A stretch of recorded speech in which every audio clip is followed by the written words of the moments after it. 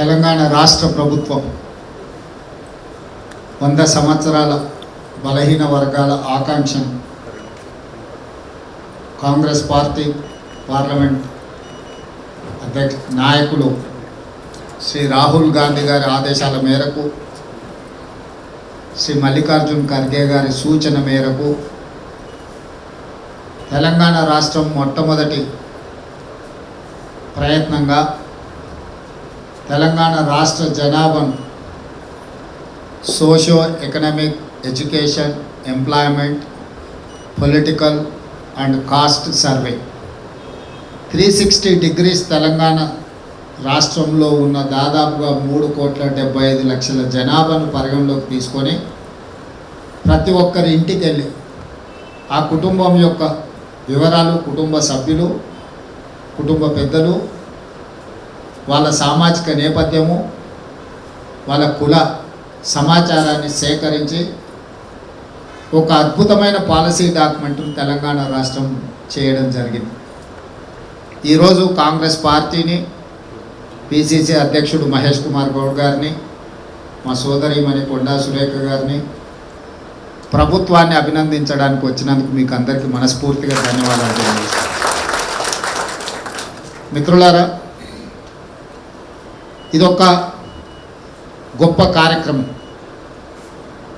దేశ ప్రజలందరూ బ్రిటిష్ పరిపాలనలో మగ్గుతున్నప్పుడు ప్రజలకు స్వతంత్రాన్ని ఇవ్వాలి అని, ఆ రోజు స్వతంత్రం కావాలి అని చాలామంది ప్రజలకు తెలియదు.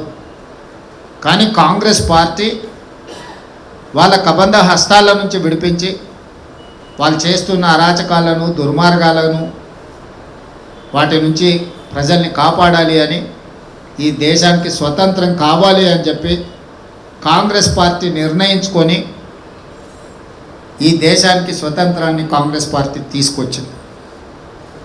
స్వతంత్రం తెచ్చుకున్న ఈ ప్రజలకు సమానమైన అవకాశాలు, సామాజిక న్యాయం జరగాలి, అందరూ పాలితులుగా కాదు పాలకులుగా ఉండాలి అని, అది సరైన విధంగా అమలు జరగాలి అంటే ఒక రాజ్యాంగం ఉండాలి. అంబేద్కర్ గారిని రాజ్యాంగాన్ని రచించడానికి చైర్మన్గా వారిని నియమించి ఈ దేశ ప్రజలకు రాజ్యాంగాన్ని కాంగ్రెస్ పార్టీ అందించింది.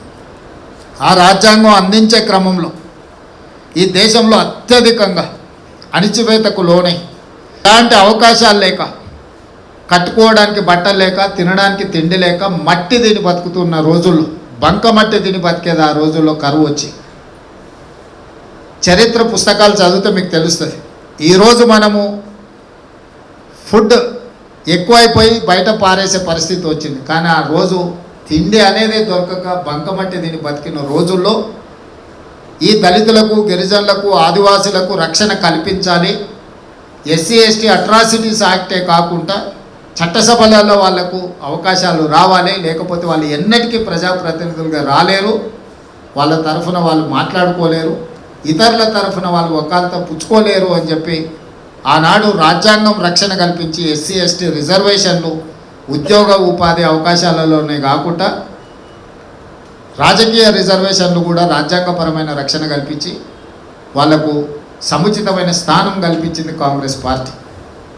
అదేవిధంగా ఉమ్మడి ఆంధ్రప్రదేశ్లో తెలంగాణ ప్రాంత ప్రజలకు సరైన న్యాయం జరగడం లేదు. ఈ ప్రాంత ప్రజలు స్వయం పరిపాలన కోరుకుంటున్నారు. ఎవరి కిందనో అణిగిమణిగి ఉండాలని అనుకోవడం లేదు అని ప్రజలు భావించినప్పుడు 4 కోట్ల తెలంగాణ ప్రజల కోరిక మేరకు శ్రీమతి సోనియా గాంధీ గారు రాజకీయపరమైన ఒడిదుడుకులను ఎదుర్కొని ఆంధ్రప్రదేశ్లో పార్టీ పూర్తిగా కనుమరుగైపోయినా, కేంద్రంలో అధికారం కోల్పోయినా, తెలంగాణలో అధికారంలోకి వస్తామనే నమ్మకం లేకపోయినా ప్రజల ఆకాంక్ష మేరకు తెలంగాణ రాష్ట్రాన్ని ఇచ్చి ప్రజల యొక్క ఆకాంక్ష నెరవేర్చింది శ్రీమతి సోనియా గాంధీ గారు, కాంగ్రెస్ పార్టీ. మరి వారి వారసత్వంగా ఈరోజు లోక్సభ నాయకుడిగా, కాంగ్రెస్ పార్టీ మాజీ అధ్యక్షుడిగా, కన్యాకుమారి నుంచి కశ్మీర్ వరకు మండు టెండల్లో, మంచు కొండల్లో 150 రోజులు 4000 కిలోమీటర్లు పాదయాత్ర చేసిన రాహుల్ గాంధీ గారు ఈ జాతికి ఒక మాట ఇచ్చాడు. తెలంగాణలో కాంగ్రెస్ పార్టీని అధికారంలోకి తీసుకురండి, ఖచ్చితంగా కులగణన చేసి తీరుతామని చెప్పి ప్రజలకు రాహుల్ గాంధీ గారు మాట ఇచ్చారు. ఈ దేశం కోసం ప్రాణాలు ఇచ్చిన మహాత్మా గాంధీ, ఈ దేశం కోసం ప్రాణాలు ఇచ్చిన శ్రీమతి ఇందిరాగాంధీ, రాజీవ్ గాంధీ గారి వారసుడైన రాహుల్ గాంధీ గారి మాట శిలా శాసనం సువర్ణాక్షరాలతో లిఖించదగింది. మా నాయకుడు ఒక మాట ఇస్తే ఆ మాటను తూచా తప్పకుండా అమలు చేయడమే నా బాధ్యత, నా మిత్రుడు మహేష్ గౌడ్ గారి బాధ్యత. మా ఏ హోదా అయినా ఉండని, ఏ సామాజిక వర్గ నేపథ్యమైనా ఉండని, కానీ నాయకుడు ఇచ్చిన మాటను నిలబెట్టడమే మా బాధ్యత. అందులో భాగంగానే ఈరోజు ఎన్నో రకాల అవాంతరాలు, ఒడిదుడుకులు, అభ్యంతరాలు వచ్చినా ఒకటొకటిగా అధిగమించుకుంటూ ఈ దేశంలో ఎన్నో రాష్ట్రాలు, ఎంతోమంది ముఖ్యమంత్రులు ఉండి 76-77 సంవత్సరాల స్వతంత్ర భారతదేశంలో 1931 బ్రిటిషర్స్ నిర్వహించిన కులగణన తప్ప మళ్ళీ దాదాపుగా 95-96 సంవత్సరాలలో మళ్ళీ ఎప్పుడు కూడా ఇది జరగలేదు. అలాంటి ఒక బృహత్తరమైన కార్యక్రమాన్ని రాహుల్ గాంధీ గారు మాట ఇచ్చిన మాట నిలబెట్టడానికి అవసరమైతే ఏ సాహసమైనా చెయ్యాలని తెలంగాణ రాష్ట్ర ప్రభుత్వం ఈ కార్యక్రమాన్ని భుజాల మీద తీసుకొని ఫిబ్రవరి 4, 2024 నాడు మొదలుపెట్టి ఫిబ్రవరి 4, 2025 సరిగ్గా సంవత్సరం తిరిగే లోపల పూర్తిగా 100% పారదర్శకంగా అది న్యాయ వ్యవస్థలో కానీ, పరిపాలనా వ్యవస్థలో కానీ, చట్టసభలలో కానీ నిలబడే విధంగా 100% పక్కాగా కులగణనను చేపట్టి ఫిబ్రవరి 4ని సోషల్ జస్టిస్ డేగా జరుపుకోవడానికి ఒక అధికారికంగా జాతికి అంకితం చేసిన. అక్కడి నుంచి అసెంబ్లీలో చర్చ చేసినాం, అన్ని రాజకీయ పార్టీలను చర్చలో పాల్గొనే విధంగా అవకాశం కల్పించినాం, వాళ్ళు ఇచ్చిన సూచనలు తీసుకున్నాం, క్యాబినెట్లో చర్చించినాం, క్యాబినెట్ సబ్ కమిటీ ఇచ్చిన సూచనలు తీసుకున్నాం, స్టేక్ హోల్డర్స్ను పిలిచినాం, అదేవిధంగా పౌర హక్కుల సంఘాలను పిలిచినాం, కుల సంఘాలను పిలిచినాం. ఎంతమంది తెలంగాణ సమాజంలో ప్రతినిధులు ఉన్నారో అందరితోని ప్రభుత్వం ఓపికగా ఇక్కడనే కాదు జిల్లాలకు కూడా పంపించి సమావేశాలు ఏర్పాటు చేసి మీ అభిప్రాయాలు చెప్పండి, పక్కడబందిగా దీన్ని ఎట్లా చేయాలో మీ సూచన ఇవ్వండి. ఎందుకంటే ప్రభుత్వానికి చిత్తశుద్ధి ఉంది. పరిపాలనలో ఏదైనా పనులు చేసే క్రమంలో ఏదైనా తప్పిదాలకు అవకాశం ఉంటుంది కాబట్టి ఆ అవకాశం కూడా ఇవ్వకుండా పక్కాగా చేయడానికి అందరి అభిప్రాయాలు తీసుకొని ఒక నిర్ణయానికి వచ్చి దేశానికి ఆదర్శంగా నిలబడే విధంగా ఈరోజు కులగణను పూర్తి చేసుకొని తెలంగాణ మోడల్ అని రాహుల్ గాంధీ గారు దేశం నలుమూలలో చెప్పే విధంగా ఈరోజు మల్లికార్జున్ ఖర్గే గారు, రాహుల్ గాంధీ గారు దేశంలో ఎక్కడికి వెళ్ళినా తెలంగాణ మోడల్ కులగణన చెయ్యాలి దేశవ్యాప్తంగా అన్ని రాష్ట్రాలలో అని చెప్పి ఈరోజు గట్టిగా వాదించి చెప్తున్నారు. ఆనాడు is not ready to take up this caste census. Fundamentally they are against for this. మేము వ్యతిరేకము, మేము చెయ్యము అని చెప్పిన నేపథ్యంలో ఫిబ్రవరి 4, 2025 నాడు మనం పూర్తి చేసుకున్న తర్వాత మనం ఢిల్లీ జంతర్ మంతర్ దగ్గర ధర్నా పెడితే మిత్రుడు శ్రీనివాస్ గౌడ్కు గుర్తుండాలి, మన తెలంగాణ రాష్ట్రం నుంచి పెట్టుకున్న వేదిక మీద 16 రాజకీయ పార్టీలకు సంబంధించిన ప్రతినిధులు, ఇది మన ఒక్క తెలంగాణ రాష్ట్ర ప్రభుత్వం అభిప్రాయం కాదు, డిఎంకే కావచ్చు, ఎన్సిపి కావచ్చు, ఆర్జేడీ కావచ్చు, కమ్యూనిస్టు పార్టీలు కావచ్చు, భారతదేశంలో ఉన్న జాతీయ పార్టీలైన 16 రాజకీయ పార్టీల ప్రతినిధులు, పార్లమెంట్ సభ్యులు వ్యక్తిగతంగా ఒక్కొక్కరితో నేను మాట్లాడి, కరుణానిధి కుమార్తె కన్మోజీ కావచ్చు, శరద్ పవార్ కుమార్తె సుప్రియా సులే కావచ్చు, ఇట్లా ప్రతి ఒక్కరిని జంతర్ మంతర్లో ఎంఐఎం అసదుద్దీన్ ఓవైసీ గారు కావచ్చు, అందరిని ఆ వేదిక మీదకి తీసుకొచ్చి తెలంగాణ రాష్ట్ర ప్రభుత్వం చేపట్టిన సమగ్ర కులగణనను మేము ఆమోదిస్తున్నాము, ఇది దేశవ్యాప్తంగా అమలు జరగాలి, నరేంద్ర మోడీ గారు మీరు అమలు చేసి తీరాల్సిందే, మీరు చెయ్యకపోతే మీతోని యుద్ధం ప్రకటిస్తామని మన వేదిక మీద నుంచి మీరు నిర్వహించుకున్న వేదిక మీదకి వచ్చి చెప్పారు. అదే ప్రధానమైన గేమ్ చేంజర్గా ఈరోజు కేంద్ర ప్రభుత్వం మీద ఒక ఒత్తిడి, ఆ ఒత్తిడి నేపథ్యంలో ఇష్టం లేకుండా అయినా అయిష్టంగా అయినా కేంద్ర ప్రభుత్వం ఈరోజు దిగొచ్చి 2026 సంవత్సరంలో చేపట్టబోయే జనగణనలో కులగణనను చేర్చి మేము చేస్తామని ఈరోజు నోటిఫికేషన్ ఇవ్వడం జరిగింది. ఇది ఆషామాషి విషయం కాదు. తెలంగాణలో మనం చేసుకున్న నిర్ణయం, మనం తీసుకున్న పరిపాలనాపరమైన నిర్ణయాలు ఈరోజు భారతదేశాన్ని ప్రభావితం చేసి ఈ దేశంలో ఉన్న 56%, 140 కోట్లలో 56% అంటే దాదాపుగా 60-70 కోట్ల బలహీన వర్గాలకు ఈరోజు ఒక వెలుగునిచ్చే అవకాశం తెలంగాణ నుంచే ఇది మొదలైంది అని అంటే ఇది మీ అందరూ మనమందరం సంతోషపడాల్సిన సందర్భం. దీన్ని ముందుకు తీసుకువెళ్ళవలసిన బాధ్యత మనందరి మీద ఉన్నది. ఈరోజు నేను రాజకీయ పార్టీల నాయకులు మాట్లాడేది చూస్తున్నాను. మాకు చిత్తశుద్ధి లేదండి. మేము తెలంగాణ రాష్ట్ర ప్రభుత్వంగా కాంగ్రెస్ పార్టీగా చేయాల్సిందంతా చేసినాం. చిత్తశుద్ధి ఎవరికి ఉండాలి? భారతీయ జనతా పార్టీకి ఉండాలి. ఈరోజు గవర్నర్తో సహా లీగల్ వెట్టింగ్ చెప్పించి గవర్నమెంట్ ఆఫ్ ఇండియాకు పంపిస్తే, క్యాబినెట్ అప్రూవల్ చేసి రాష్ట్రపతికి పంపించేస్తే ఇమ్మీడియట్గా జరగాల్సిన పరిణామాలన్నీ వేగంగా జరిగిపోతాయి. లేదు, కేంద్ర ప్రభుత్వమే మనం పంపించిన ప్రతిపాదనను తమిళనాడు ఎట్లయితే 9th షెడ్యూల్లో చేసిందో రిజర్వేషన్లో, తెలంగాణ రిజర్వేషన్లో కూడా 9th షెడ్యూల్లో చేరుస్తే 100% మనకు చట్టబద్ధత వస్తుంది. ఎవరు దీన్ని సాధించాల్సింది? కిషన్ రెడ్డి గారు సాధించాలి, లక్ష్మణ్ గారు సాధించాలి, బండి సంజయ్ గారు సాధించాలి, లేకపోతే మా మిత్రుడు ఆర్ కృష్ణయ్య సాధించాలి. ఎందుకు అంటే వాళ్ళ నాయకుడు నరేంద్ర మోడీ అనుకుంటేనే ఈ పని జరుగుతుంది. ఇవాళ తెలంగాణలో సాధ్యమైందంటే మా నాయకుడు రాహుల్ గాంధీ గారు అనుకున్నాడు కాబట్టి ఇది సాధ్యమైంది. నరేంద్ర మోడీ ప్లేస్లో రాహుల్ గాంధీ గారు ఉంటే 48 గంటలలో చేసుకొచ్చే బాధ్యత నాది. ఎవరు అక్కర్లేదు, మీకు అందరికి 1 లక్ష మంది పిలిచి బండి భోజనం పెడతాను నేనే తీసుకొని వచ్చిన తర్వాత. మీరెవ్వరు కొట్లాడాల్సిన పని లేదు, మీరెవ్వరు రైలు ఎక్కాల్సిన పని లేదు, రైలు రోకో చేయాల్సిన పని లేదు. మోడీ ఉన్నాడు కాబట్టి మోడీని 9th షెడ్యూల్లో చేర్పించాలన్నా, చట్టబద్ధత కల్పించాలన్నా మోడీ మంత్రివర్గం చేయాలి. మంత్రివర్గంలో ప్రాతినిధ్యం వహిస్తున్న కిషన్ రెడ్డి చేయడంట, బండి సంజయ్ గారు చేయరంట, లక్ష్మణ్ గారు అడగరంట. ఆయన ఓబీసీ సెల్ భారతీయ జనతా పార్టీకి జాతీయ నాయకుడు. నీకు బాధ్యత లేదా లక్ష్మణ్ గారు? నీకు బాధ్యత లేదా బండి సంజయ్ గారు? రేపు ఈ రిజర్వేషన్లు వస్తే మీరు మీ పిల్లలు అనుభవించారా? మీకు లాభం లేదా ఇందులో? ఏ కోటాలో ఈరోజు మీరు ఈ హోదాకు వచ్చారు? మరి మీ నిబద్ధత చూపించుకోవాలి కదా. మీరు ఆ పని చేయకుండా రేవంత్ రెడ్డి నిర్ణయంలో చిత్తశుద్ధి లేదంటే రేవంత్ రెడ్డి చేయాల్సింది ఏముందో చెప్పండి. నేను ఇప్పుడు సిద్ధంగా ఉన్న అవసరమైతే అర్ధరాత్రి పూట నా మంత్రివర్గ సమావేశాన్ని ఏర్పాటు చేస్తా. నేను ఏం చేయాలో చెప్పండి నాయకుడిగా. చెప్పు లక్ష్మణ్ గారు, బండి సంజయ్ గారు చెప్పు, రేవంత్ రెడ్డి చేయాల్సింది ఏమి ఇంకా పెండింగ్ ఉంది చెప్పు. రాత్రి 12 కాదు 1 కాదు, తెల్లవారుజామున 4 ఏ మూలకు మా మంత్రులు ఉన్న హైదరాబాద్కు రప్పించి సెక్రటేరియట్ తెరిపించి లైట్ లేపించి అప్పటికప్పుడు నేను పాస్ చేస్తాను. ఇది నా చిత్తశుద్ధి. నన్ను ప్రశ్నించే నైతిక హక్కు మీకు లేదు. నా కళ్ళలోకి చూసే అవకాశం కూడా మీకు ఇవ్వను. ఇది తప్పు అని నా నిబద్ధతని మీరు అడిగే దూరంగా 100 కిలోమీటర్ల దూరంగా ఉండి కూడా మీకు మాట్లాడే అవకాశం నేను ఇవ్వను. 100% దీన్ని పక్కడబందిగా చేయడమే కాకుండా అమలు ఎట్లా చేయాలని నేను తాపత్రయపడుతుంటే రేవంత్ రెడ్డి నిర్ణయంలో చిత్తశుద్ధి లేదు. చెప్పు, ఏం చిత్తశుద్ధి కావాలో చెప్పు, ఏం చేయాలో చెప్పు.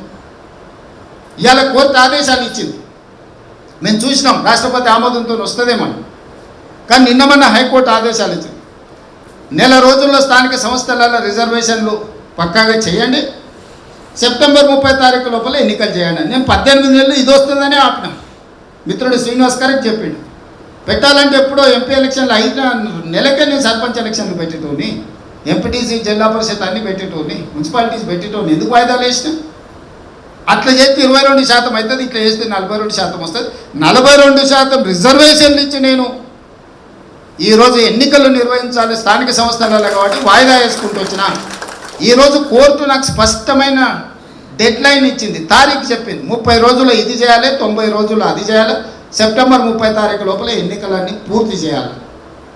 మరి ఇప్పుడు నేను కేంద్ర ప్రభుత్వానికి విజ్ఞప్తి చేసిన, రేపు పార్లమెంట్లో మళ్ళీ మా రాహుల్ గాంధీ గారితో మాట్లాడిస్తాను. నువ్వు ఆదేశాలు ఇస్తే నాకు ఈ ఆర్డినెన్సులు తెచ్చే పని ఉంది. రెండోది, చంద్రశేఖరరావు గారు చేసింది కూడా మీకు తెవ్వాలి. పంచాయతీరాజ్ యాక్ట్ చేసినప్పుడు 2018లో రిజర్వేషన్లు 50% మించొద్దని ఇదే అసెంబ్లీలో చట్టం చేసిండు చంద్రశేఖరరావు గారు. ఆ చట్టం చేసిన దాంట్లో ఎవరయ్యా భాగస్వాములు? శ్రీనివాస్ గౌడ్, శ్రీనివాస్ యాదవ్, గంగుల కమలాకర్. వాళ్ళు మంత్రులు. మేము తెలంగాణ రాష్ట్రంలో రిజర్వేషన్లను 50%కే పరిమితం చేస్తామని పంచాయతీరాజ్ యాక్ట్ని చేసింది వాళ్ళు. ఆ యాక్ట్ను ఆ 50% సీలింగ్ దాటించడానికి ఇవాళ నేను ఆర్డినెన్స్ అసెంబ్లీని ప్రోరోగ్ చేసి ఈరోజు ఆర్డినెన్స్ తెచ్చి ఆర్డినెన్స్ను పంపించి 50% అనే నిబంధనను తొలగించి వాళ్ళు తాళాలు వేసి పెడితే ఆ తాళాలు వలగొట్టి 50% పైన రిజర్వేషన్లు ఇస్తాను నేను ఆర్డినెన్స్ తెస్తాను. నా చిత్తశుద్ధి మీరా? చెయ్యకపోతే చేయకపోయినారు, మౌనంగానే ఉండడం మంచిది కదా. కేసీఆర్ ఎట్లా ఉసిగొల్పుతుండో చూడు వాళ్ళని. వాళ్ళు కూడా ఆలోచన చెయ్యాలి. ఎవరు వాళ్ళు? మీ వాళ్ళే కదా, రేపు పొద్దుగాల లబ్ధిదారులే కదా. మిత్రుడు శ్రీనివాస్ గౌడ్, శ్రీనివాస్ యాదవ్, గంగుల కమలాకర్ మంత్రులుగా చేసి పంచాయతీరాజ్ చట్టంలోనే మేము రిజర్వేషన్లు 50%కు పరిమితం చేస్తున్నాం చట్టం చేసిన దాంట్లో వీళ్ళే మంత్రులు.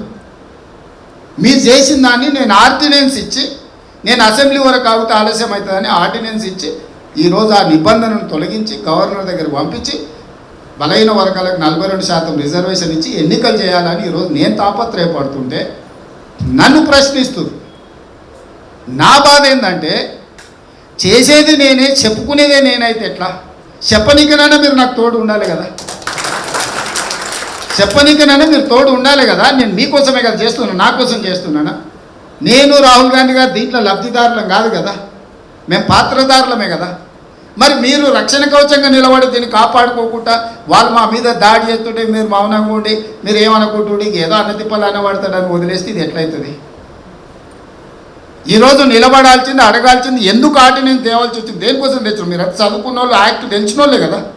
మీ దాంట్లో కూడా పిల్లలు డాక్టర్లు, లాయర్లు, ఇంజనీర్లు, ఐఏఎస్లు ఉన్నారు కదా. రిటైర్డ్ అయిన ఐఏఎస్లు ఇది 9th షెడ్యూల్లో పెడితే బాగుంటుంది ఎట్లా అంటే 9th షెడ్యూల్ ఎవరు పెట్టాలి? మరి వాళ్ళని అడగకుండా నన్ను అడిగితే ఎట్లా? నేను రాసిన కదా ఆల్రెడీ పెట్టమని. నేను మీ అబ్బాడు వచ్చి ధర్నాకే జంతర్ మంతర్లో కూర్చుంటే నేను మీరు రమ్మన్న కాడికి రాలేదా? మీరు కూర్చోమన్న కాడ కూర్చోలేదా? నాతో పాటు ఇంకో 16 రాజకీయ పార్టీని దేశమంతా పట్టుకొచ్చి మీకు మద్దతు ఇప్పిస్తుంది కదా. నా ప్రయత్నంలో ఏమన్నా లోపం ఉందా? 50 మంది పైన ఆ రోజు ఎంపీలు జంతర్ మంతర్ ధర్నాకు వచ్చింది. నా ప్రయత్నంలో, నా చిత్తశుద్ధిలో, నేను అమలు చేస్తున్న విధానంలో లోపం ఉంటే నేను సూటిగా చంద్రశేఖరరావుకు, ఈరోజు బీజేపీ అధ్యక్షుడు రామచంద్రరావు గారికి, కేంద్ర మంత్రులు కిషన్ రెడ్డి, బండి సంజయ్ గారికి, డాక్టర్ లక్ష్మణ్ గారికి నేను సూచన చేస్తున్నాను. చిట్టి వంపూరి ఇగో ఇక్కడిక్కడ మాకు లోపాలు ఉన్నాయి, నువ్వు సర్దిద్దని పంపు, సర్దిద్దుకుంటా. నేను దీన్ని పర్ఫెక్ట్గా అమలు చేయాలని నేను అనుకుంటున్నా. నాకు లోపభూయిష్టంగా చేయాలనుకుంటే ఇంత దూరమే రాదు కదా. నేను కూడా అందరిలాగా ఐవాష్ లాగా ఏదో కంటి తుడుపు చర్యలాగా చేయాలంటే ఇంత దూరం వస్తుండేనా? ఈరోజు ఎక్స్పర్ట్స్ కమిటీ చైర్మన్గా జస్టిస్, సుప్రీంకోర్టు జస్టిస్ సుదర్శన్ రెడ్డిని ఎందుకు అపాయింట్ చేసినాం? న్యాయం అనేది 100% అవసోపాన పట్టిన వ్యక్తి అక్కడ ఉంటే రేపు ఏ రకమైన వివాదాలకు, చిక్కులకు తావు లేకుండా ఉంటుందని. అదేవిధంగా కంచె ఐలయ్య గారు ఈరోజు కో చైర్మన్. కంచె ఐలయ్య గారి గురించి మీకు తెలుసు. ఆయన ఎవరికైనా వినటోడేనా? దాంట్లో ఏమైనా అటు ఇటు ఉంటే వింటాడా? ఎవరన్నా ఒప్పుకుంటాడా? ఇవాళ కంచె ఐలయ్య గారే బయటకు వచ్చి ఇందులో న్యాయం ఉంది, ఇది కరెక్ట్గా ఉంది, దీన్ని అమలు చేయాలని కంచె ఐలయ్య గారే బయటకు వచ్చి చెప్పిందంటే ఆయన ఎప్పుడు కూడా ఏది కూడా అంత ఈజీగా 100% ఆయన నమ్ముతే తప్ప. మరి ఇవాళ జస్టిస్ సుదర్శన్ రెడ్డి, కంచె ఐలయ్య గారు, శాంత సిన్హా గారు ఇట్లాంటి మేధావులు వాళ్ళందరూ కూర్చొని దీన్ని ఎట్లా ముందుకు తీసుకెళ్లాలని మనకు సూచన చేసి వాళ్ళందరి ఇది చేసుకోండి. మన క్యాబినెట్లో కూడా, మన క్యాబినెట్ మీటింగు లా సెక్రటరీనే కాదు అడ్వకేట్ జనరల్ని పిలిపించి క్యాబినెట్ మీటింగ్లో కూర్చోబెట్టి ఏ రకంగా ఇది సమస్యలకు అవకాశం ఉంది, దీన్ని మొత్తం అధిగమించడానికి ఏం కావాలని 1.5 సేపు న్యాయ కోవిధులతో క్యాబినెట్లో పెట్టినాం. అడ్వకేట్ జనరల్ క్యాబినెట్ మీటింగ్కు రాడు, మంత్రులే వస్తారు, మీకు తెలుసు. లేకపోతే సంబంధిత అధికారులు మాత్రమే ఉంటారు, మీకు అందరికి తెలుసు కదా. అట్లాంటిది నేను లా సెక్రటరీని పిలిపించి, అడ్వకేట్ జనరల్ని పిలిపించి, అడ్వకేట్లను పిలిపించి రేపు ఎన్ని రకాల చిక్కులు వస్తాయి, ఆ చిక్కులకు అన్నిటి కూడా మనం మందు కనిపెట్టాలి. ఎట్టి పరిస్థితుల్లో దీన్ని ఈసారి గురి తప్పనియొద్దు, గురి చూసి కొట్టాలని ఈరోజు ఒక ప్రాతిపదికన తీసుకొస్తున్నాము. దీన్ని అప్రమత్తతతోని జాగ్రత్తగా కాపాడుకోవాల్సిన బాధ్యత మీ అందరి భుజాల మీద ఉన్నది. నేను ఒక్కనే కాదు, మీరందరు నాకు తోడు ఉంటే నాకు 1000 ఏనుగుల బలం. నాకు కూడా ఒక ధైర్యం వస్తుంది, అరే నేను ఒక మంచి పని చేస్తున్నాయా, మా వాళ్ళందరూ ఎవడు ఉన్నారు, అక్కడో ఇక్కడో ఎవరైనా అడ్డం పడ్డా వాళ్ళు చూసుకుంటారులే అని ఒక ధైర్యం వస్తుంది నాకు. మీరు ఏ ధైర్యం ఇవ్వకుండా, మీరు గట్టిగా నిలబడకుండా, మీరు అటో ఇటో చూస్తే ఈ ఒక్కసారి అన్ని పక్కన పెట్టురు. ఎన్ని 75 ఏళ్ళ నుంచి ఓట్లు వేసారు కదా, రాబోయే ఇంకో 1000 ఏళ్ళు ఓటు వేస్తారు కదా. ఈ ఒక్కసారి జాగ్రత్తగా ఉండండి, అప్రమత్తంగా ఉండండి. ఇవాళ మేము ఇంత కష్టపడి రిస్క్ చేసి నేనేదో చేస్తున్నాను. దీని ఫలితాలు ప్రపంచానికి కనిపించకపోతే, చేస్తే నష్టపోతామని వస్తే రేపు ఏ రాష్ట్రం చేయరా? ఎవరైనా చేస్తారా? పలానా పని చేస్తే నష్టం వస్తుంది, పలానా నిర్ణయం చేస్తే మునిగిపోతామని ఎవరైనా వస్తే ఎవరైనా చేస్తారా? ఇవాళ ఇది చేయడం వల్ల ప్రయోజనం ఉంది, ఈ పని వల్ల రాజకీయ ప్రయోజనం కూడా ఉంది అని కనిపిస్తే అప్పుడు ఆటోమేటిక్గా మిగతా రాష్ట్రాలలో ఉండే ముఖ్యమంత్రులు కానీ ప్రధానమంత్రి కానీ ఓహో ఇందులో లాభం ఉంది అనుకుంటే ఆటోమేటిక్గా ఉరుకొస్తారు. లేకపోతే ఏం చేస్తారు, అక్కడోడు ఇక్కడోడు, ఆ సందులోడు ఈ సందులోడు మళ్ళీ పోతారు. దీన్ని పకడ్బందీగా అమలు చేయాలంటే కూడా మీ దగ్గర అడ్వకేట్స్ ఉన్నారు. రోజు అక్కడ పోయి పిటిషన్ వేసే కాడ పోయి రోజు పొద్దుగాల నుంచి సాయంత్రం వరకు కూర్చొని 2 నలుగురు ఎవరు వచ్చి పిటిషన్ వేయనీకి వస్తారు, రిజిస్ట్రేషన్ చేయనీకి ఎవరు వస్తారు? మీ అడ్వకేట్లను ఆడ కూర్చోబెట్టు, 2 నలుగురు పెద్ద అడ్వకేట్లను బెంచ్ల కాడ పెట్టు. ఏ కేసు వచ్చినా మీకు ఎవరు కావాలో నాకు ఇయ్యండి, వాళ్ళని ఎంగేజ్ చేసుకొచ్చి నెల రోజులు కావాలంటే ఇన్ని హైకోర్టులో వాళ్ళకి ఫీజులు ఇచ్చి గవర్నమెంట్ నుంచే ఫీజులు ఇస్తాం. మీరు ఢిల్లీ నుంచి ఉద్దండులైన న్యాయ కోర్టులో మీరు సెలెక్ట్ చేసుకోండి, ఎప్పుడు వస్తే అప్పుడు వాదించడానికి ఫుల్ టైం ఫీజు ఇచ్చేద్దాం. వాళ్ళకు కేసు వచ్చినప్పుడు పెంచుకోవచ్చు కాదు, నెల రోజులు కావాలంటే నెల మొత్తం ఎంగేజ్ చేసి ఢిల్లీ స్థాయిలో ఉన్న ఉద్దండులైన న్యాయవాదులను తీసుకొచ్చి ఇక్కడ పెడదాం. అన్ని రకాలుగా మీరు తయారు కాండి. నేను చెప్పేది ఏంటంటే గల్లీ నుంచి ఢిల్లీ వరకు, సడక్ సే లేకే సంసద్ తక్ అన్ని రకాలుగా మీరు ప్రిపేర్డ్గా ఉంటేనే ఇది అమలు జరుగుద్ది. ఇది కరెక్ట్గా ఆఖరి రీల్కి వచ్చింది. ఇందులో పర్ఫెక్ట్గా శుభం కార్డు పడాలి. ఇందులో మీరు పర్ఫెక్ట్గా దీన్ని తీసుకెళ్ళగలిగినప్పుడే రేపు భవిష్యత్తులో ఇంకెవరైనా ఇది చేయడానికి ముందుకు వస్తారు. ఇవాళ మీరు దీన్ని సరిగ్గా దీన్ని జాగ్రత్తగా, విమానం గాల్లోకి ఎగిరింది, ఊరు వచ్చింది, సరిగ్గా సేఫ్ ల్యాండింగ్ జరగాలి. మనం విమానం ఎగిరించినాము, ఊరు ఏడుందో ఏ ఊరికి పోవాలో నిర్ణయించుకున్నాం, వాడు వచ్చింది. దిగేటప్పుడు జాగ్రత్తగా అది దిగలేదు, దిగేటప్పుడు ఏదైనా ప్రమాదం అయిందనంటే మొత్తానికే ప్రమాదంలో పడుతుంది. దిగేటప్పుడు జాగ్రత్తగా దించుకునే బాధ్యత మీదే. నేను మీకు తోడు ఉంటా, మీ ఎంబడి ఉంటా, మనందరం కలిసి. ఇది మీ ఒక్కరిది, మహేష్ అనేది నా ఒక్కరిదాన్ని వదిలేయకండి. మహేష్ అన్న అధ్యక్షుడు కాబట్టి ఆయన చూసుకుంటాడని మీరు అందరూ టూర్లు కింద పోయారు. ఈ నెల రోజులు అన్ని సెలవులు పెట్టుర్రి, ఈ నెల రోజులు అందరు సెలవులు పెట్టుర్రి, దీనికే సమయం కేటాయించుర్రి. శాతనైన కాడికి ఊరు పోయేటోళ్ళు ఊరికి పోరి, మండలానికి పోయేటోళ్ళు మండలం పోరి, తాలూకు పోయేటోళ్ళు తాలూకు పోరి, ఇక్కడ ఉండేటోళ్ళు ఇక్కడ ఉండాలి. అందరిని అప్రమత్తం చేసుకోరు, అలర్ట్గా ఉండండి. వెనకంగా ఎవరు పిటిషన్ వేసినా వాడు వెనకాల ఎవడు ఉండడు కనుక్కొని తెలివి ఉంది కదా మీకు. పిటిషనర్కి ఊరు ఉంటుంది కదా, మాకు అడ్రస్ ఉంటుంది కదా. ఆ అడ్రస్ తెలిస్తే వాడు ఏ ఊరోడు, ఎవరు వెనకాల ఉంటాడు, ఎవరి ముందర తిరుగుతాడు, ఎవరి పక్కన తిరుగుతాడు, ఏదో మీకు లెక్క తెలుస్తుంది కదా. లెక్క తెలిస్తే దాని ప్రకారం మీరు చేయాల్సింది మీరు చేస్తారు కదా. మీకు ఇప్పుడు నేను కొత్తగా నేర్పాలనా? మీకు తెలుసు కదా వ్యవహారము. కాబట్టి కాగితం ఎవడన్నా ఆడ పెట్టిండంటే వాళ్ళ కథ చూసుకునే బాధ్యత మీదే. మీరు క్లియర్గా చెప్పండి, కాగితం పెట్టినోని కానీ కాగితం పెట్టించినోని కానీ సామాజిక బహిష్కరణ చేస్తామని డైరెక్ట్గా ఓపెన్గా డిక్లేర్ చేయండి. ఎందుకంటే ఈరోజు ఒక అవకాశం వచ్చింది, చివరి అంకంకు చేరుకున్నాం.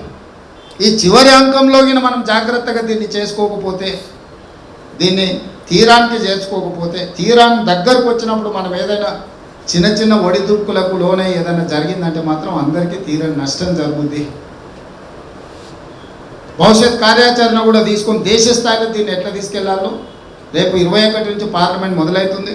రాహుల్ గాంధీ గారితో నేను మాట్లాడినా, ఇండియా అలయన్స్లో ఉన్న అన్ని రాజకీయ పార్టీలను, కాంగ్రెస్లో ఉన్న లోక్సభలో 100 మందిని, రాజ్యసభలో ఉన్న వాళ్ళు అందరినీ కూడా కూర్చోబెట్టి మనం ఏ విధంగా జాగ్రత్తగా తెలంగాణ రాష్ట్రంలో మనం చేసినాం, దీన్ని ఏ విధంగా ముందుకు తీసుకెళ్ళినాం, వాళ్ళందరికీ కూడా ఒక పవర్ పాయింట్ ప్రజెంటేషన్ ఇచ్చి వాళ్ళకు ఒక పూర్తి స్థాయిలో అవగాహన కల్పించి వాళ్ళ రాష్ట్రాలలో కూడా దీన్ని ముందుకు తీసుకెళ్లే విధంగా, ఆయా రాష్ట్రాలలో ఉన్న ప్రభుత్వాల మీద ఒత్తిడి చేసే కార్యాచరణను తీసుకునే విధంగా దీన్ని ఒక ప్రణాళికబద్ధంగా ముందుకు వెళ్దాము. ఇది ఒక తెలంగాణకు చేయడం వల్ల ఇది ఆగలేదు.